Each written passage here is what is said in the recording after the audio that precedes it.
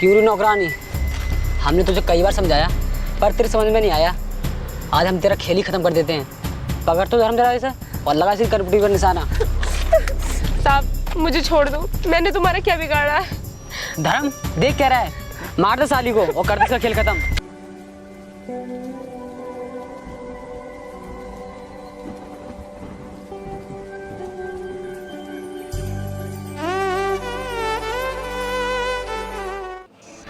क्या कर रही है? तुझे घर में काम करने के लिए रखा है या पढ़ाई करने के लिए? साहब मैं घर का सारा काम करने के बाद ही पढ़ाई कर रही हूँ। अच्छा तो तूने घर का सारा काम कर दिया, अभी जाकर देखता हूँ। ये कपड़े कौन धोगा? तेरा बाप। हम तुझे काम करने के पैसे देते हैं ना कि पढ़ाई करने के, समझी? अगर तुझे घर में रहना है ना तो घर का सारा काम करना होगा, पढ़ाई नहीं, समझी? ठीक है मालिक।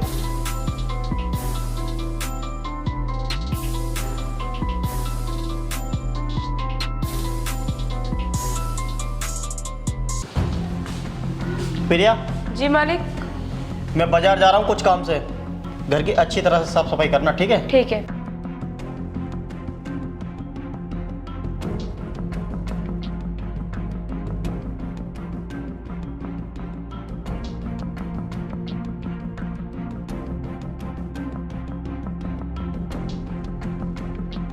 अरे सुनो, तुम्हारे मालिक घर पर है क्या? हाँ आप बैठिए, मैं उन्हें अभी बुला के लाती हूँ। ठीक है।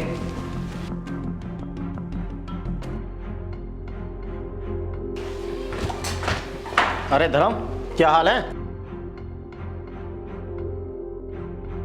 अरे प्रिया सुनो, धर्म के लिए पानी लेकर आओ। भैया मेरे पूरे 10,000 रुपये हुए। लीजिए मालिक, पानी पीजिए।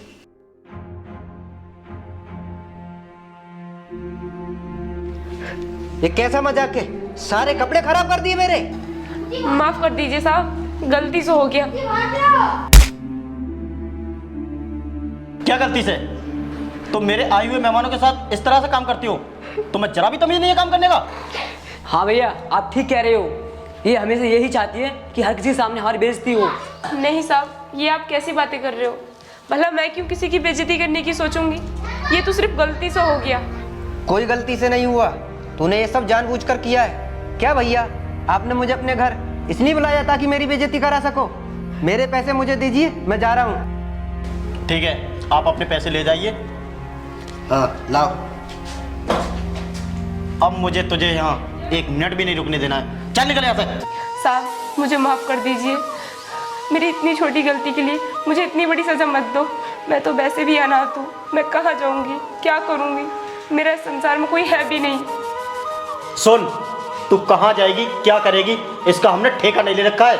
तू कहीं भी जा, लेकिन यहाँ लौट कर मत आना, समझी? साहब मैं बहुत गरीब हूँ, बहुत ज़्यादा गरीब हूँ। आप मुझ पे कुछ तरस खाइए, मैं आपके आगे हाथ जोड़ती हूँ, मुझे नौकरी से मत निकालिए। रहने दीजिए भैया, जब इतने गिड़गिड़ा रही है तो उसे यही रहने दीजिए। और सुन लड़की, आगे से अपने काम ध्यान से करना, आइंदा कोई गलती की तो मुझसे बुरा कोई नहीं होगा, समझी? ठीक है मालिक, आगे से मैं अपना काम ध्यान से करूँगी।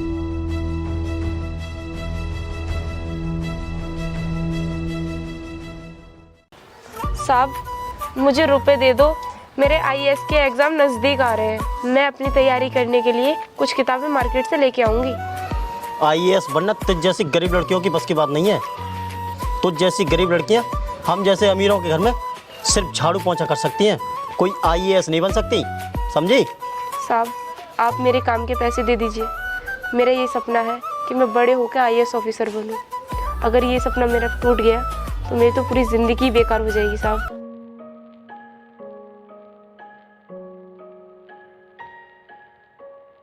ये ले।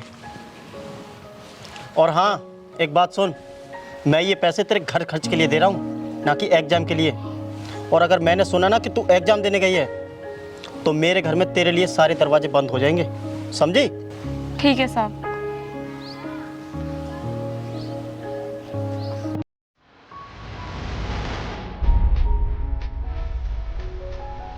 क्या हुआ छोटे, तू इतना गुस्सा क्यों हो रहा है?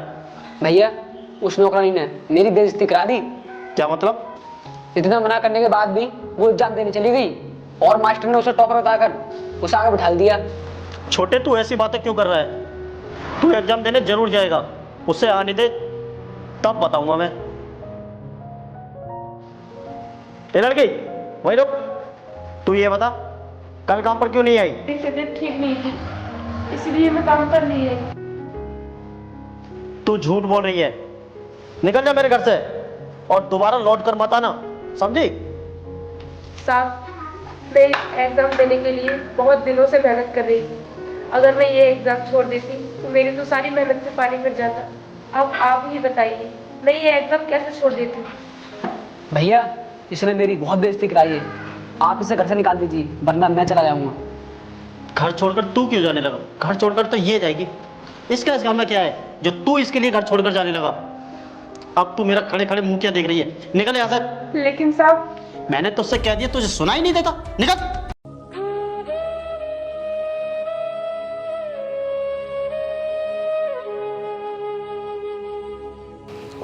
हे भगवान, अब मैं कहाँ जाऊँ?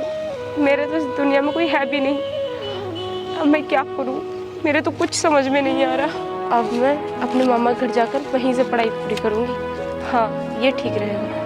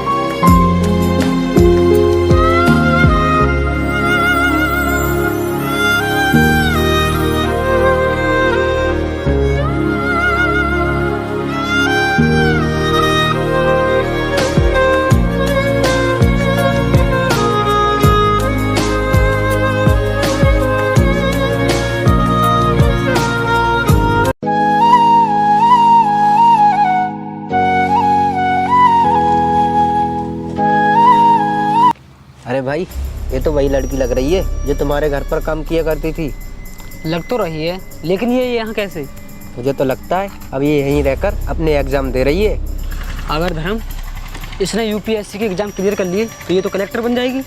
हाँ राज, तू कह तो सही रहा है। ऐसा करते हैं, इसे आज खत्म ही कर देते हैं। ना रहेगा बांस और ना बजेगी बांसुरी।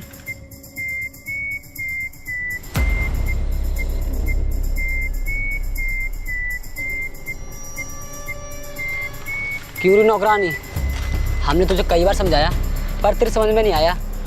आज हम तेरा खेल ही खत्म कर देते हैं।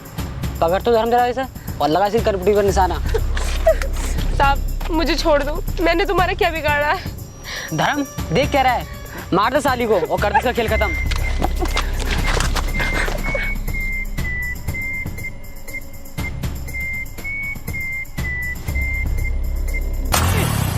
ओए! रोक! तेरा गेट!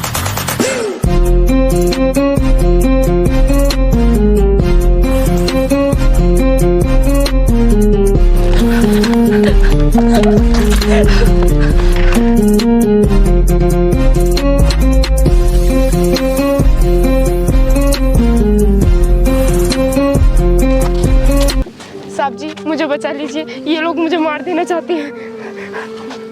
कौन हो तुम और इस लड़की को क्यों मारना चाहते हो? देख, तेरी भलाई इसी में है। तू इस लड़की को छोड़कर भाग जा, वरना इसके साथ में तू भी मरेगा। अच्छा, शायद तुम लोग मेरे बारे में अच्छी तरह से जानते नहीं हो।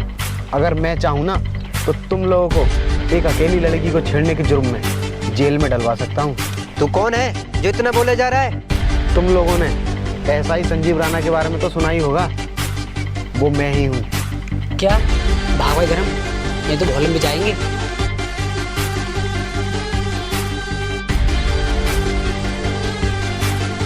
अब तुम्हें डरने की कोई ज़रूरत नहीं है, वो दोनों जा चुके हैं। भैया, आपने मेरी उन दरिंदों से जान बचा के मुझ पर बहुत बड़ा एहसान किया है।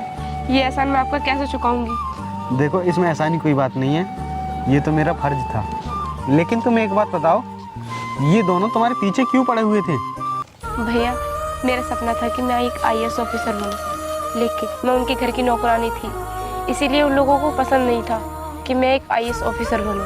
अब आप ही बताओ भैया, किसी को अपने सपने पूरे करने का कोई हक नहीं है? क्यों नहीं, लेकिन एक बात बताओ, तुम पढ़ी लिखी कितनी हो? भैया, मैं UPSC की तैयारी कर रही हूँ। ठीक है, तुम चिंता मत करो, आज से मैं तुम्हारी UPSC की तैयारी कराऊंगा। ठीक है भैया, ठीक। आपका बहुत बहुत धन्यवाद।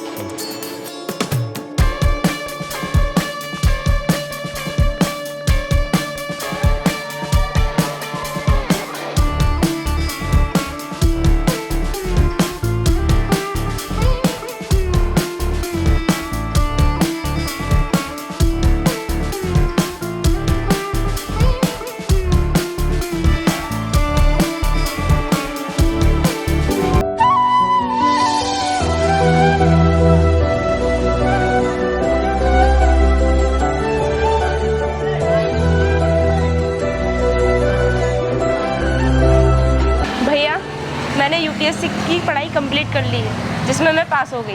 बहुत बढ़िया, मैं तो चाहता भी यही था। भैया, मुझे IAS के इंटरव्यू के लिए जाना है, उन लोगों ने मुझे इंटरव्यू के लिए बुलाया है। ठीक है, अच्छे से इंटरव्यू देना। ठीक है भैया, लेकिन तुम मुझे अपना आशीर्वाद दे दो। जाओ बहन, मेरा आशीर्वाद सदा तुम्हारे साथ है।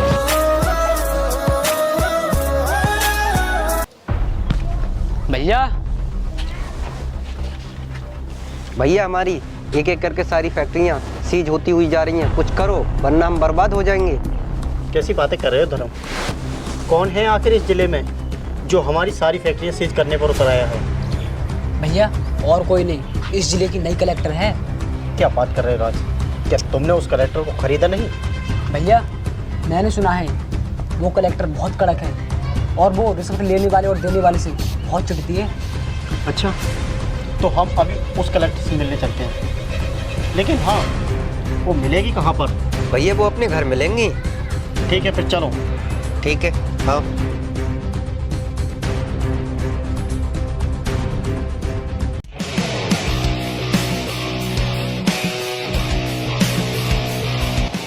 ए रुको, बिना पूछे कैसे अंदर घुसे चले जा रहे हो? भाई साहब, हमें मैडम से मिलना है। रुको, पहले मैं मैडम से पता करके आता हूँ, वो आपसे मिलना चाहती हैं या नहीं।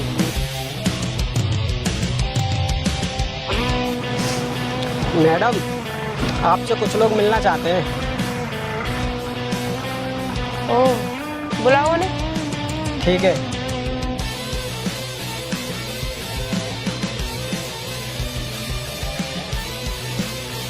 ठीक है, आप मिल सकते हैं। चलो, आपको मैडम ने बुलाया है।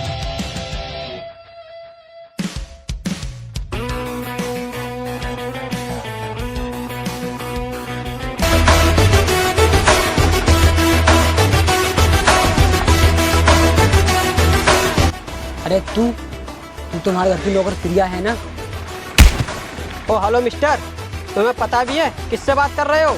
ये इस जिले की न्यू IAS ऑफिसर है और तुम इन्हीं को नौकरानी बताए जा रहे हो।